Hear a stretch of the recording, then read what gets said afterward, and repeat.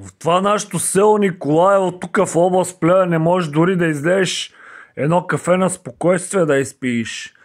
Вчера един циганин каза Петко за една липа, не спря да ма ояжда това говидо.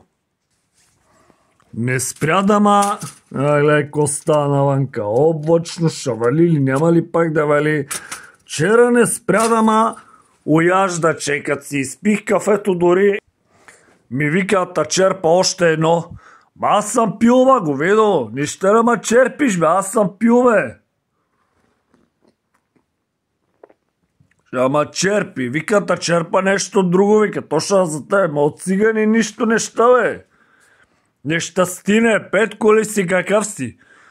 Ама черпиш. За тая шибана липа, чая да ви я снимам. Да ви покажа тая липа.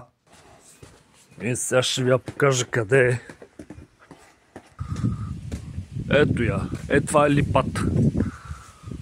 Това е липата, заради която един циганин вчера ме яжда. Гледайте какво става. Дали е липа? Ето. Дай да режим, дай да режим. Ти... Майка ми е собственик, ти от мене ще искаш разрешение. Аз кой съм, че я разрешавам? Така му липа на циганин. Ето, това е липата. Говедо. С говедо.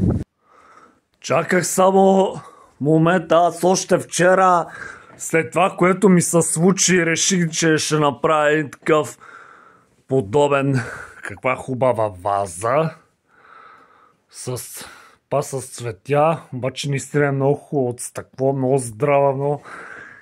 И вчера реших, че след това, което ми се случи, ще направя един подобен клип. Каквото ще да става, кой го гледа тук от село, на мен е през протеиновата вафла. И така, това е за сега от мене. Чао, чао и всичко добро от мене. Peace!